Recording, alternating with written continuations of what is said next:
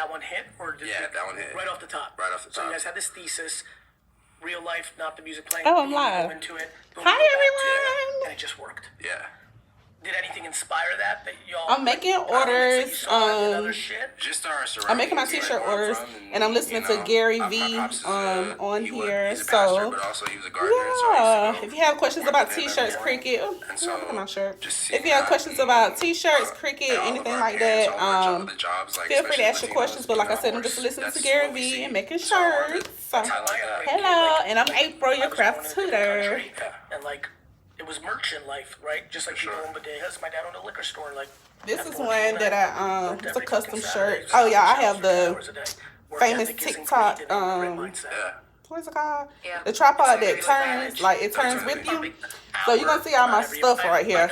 But anyway, so I just made this one. It still have the plastic on because I'm waiting for it to cool off. But once it cool off, then I'll be able to peel the plastic off. But this is metallic. Metallic, right? Yeah, this is metallic vinyl, so you have to peel it off on a cold peel. So, yeah. So now I'm about to put her name on the sleeve. It's just gonna be a little name, like how people are doing the mama shirts and then having the name on the sleeve. So it's gonna be the same way. There's a reason people fucking come here. Absolutely. My man.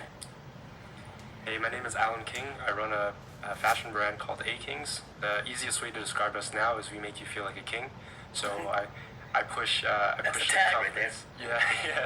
I push a lot of confidence and growth through the brand, and think about when we first came from, and I also got very lucky in terms of one of my first products went viral. We had a curved jean that a friend of a friend posted on Reddit, and that was my first introduction to social media, seeing the community of /raw denim just kind of coming and finding my website and getting early pre-order traction from that. So you had a pre-order product out, someone posted it in a proper denim Reddit channel, and all of a sudden you just like wake up and shit's just like pinging off in your fucking Shopify? Yeah, this is pre-Shopify. This is pre-Shopify. So however you If you have questions, feel free to drop your questions. By the way, I launched an e-commerce site in 1997. Okay, I might have to cut this live short and come back. First closet, and when the power would go out because of a rainstorm in the neighborhood, the website would go down. That's wild. It was. I mean, in 1997, back to early e-commerce war stories. We still didn't have our Alright, so if I finish this hoodie, I also do Spark delivery, so I just got to order. So if I finish this hoodie, I'm gonna run and do this order, and then I'll come back and I'll go live when I come back and shit do that the you rest of kids the take order. for granted. People are like, yo, I'm stuck. I'm like, you gotta put the credit card in. They're like, literally, like real talk, like OG war stories of e-commerce. And then people are like, well, I don't trust it. Like, people don't get it. Like, all the Web3 stuff right now with MetaMask, they're like, I'm like, this is how Web 1 was. People were scared to put the credit card in. Okay, so you had that. Did you know the post was coming, or did you just wake up to action on the pre-orders? I just woke up to the traffic. You saw the emails? How'd you feel? Like, I'm actually genuinely curious how you first smelled some shit's popping off. Emails? Yeah, it was the email orders, and then I saw the traffic, and I was like, oh, where's the traffic coming from? Truly, phone, you look and you hit, you open your email thing, and there's 67 messages. You're like, what the fuck? And you see they're all orders? It wasn't 67 messages right away, but it was just I'm on my email, and I wasn't getting much orders at the time. Right, so you were working, your email's open, and it's like Bing. You're like, oh yeah, awesome, got one. Yeah. And Bing.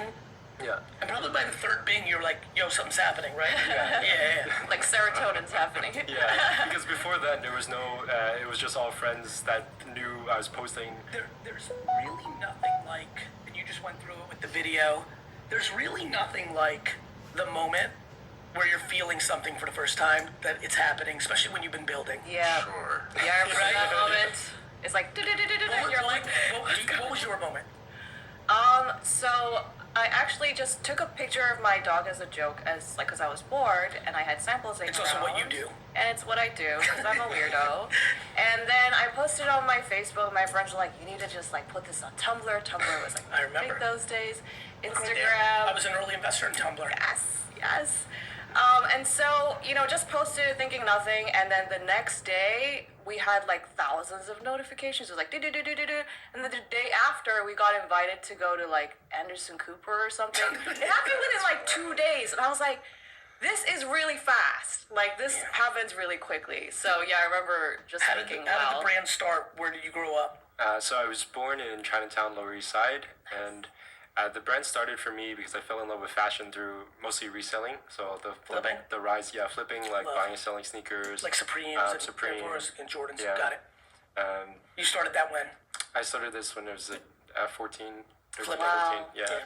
Staying in line. Like, how old are you?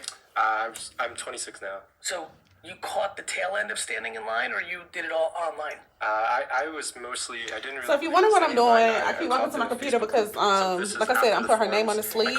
So right now, I just type her name out into CRICUT Design Space, and as you can see, the theme is a circle for the There's ARBs. for the logo. So I'm doing a circle around her name and just slicing her name through the circle.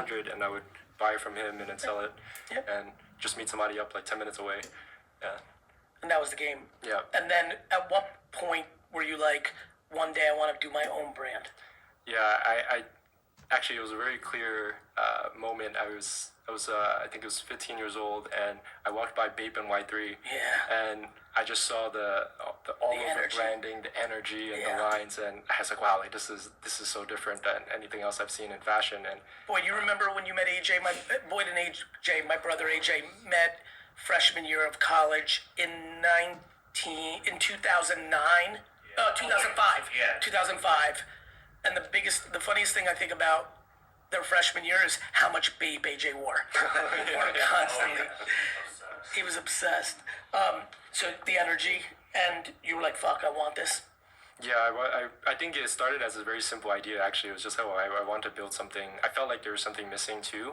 Their skinny jeans wasn't necessarily a huge thing. I was extremely skinny, and I had to tailor my jeans, and I was like, oh, there's something missing maybe in the market that I can create. And I just started with basic like screen printing T-shirts, and I tried to make like I had another product that went semi-viral. It was like a ninja hoodie, where I put like a scarf in a hoodie, and then I just thought that I just kept creating, and then I knew that one day I wanted to create a brand, but the first product that kind of caught traction just randomly was this curved pant that was called like a J-shaped pant. All right, so I'll be back after I go and do this order, What do you think? and then I'll finish making some more orders. So see you all in a little bit.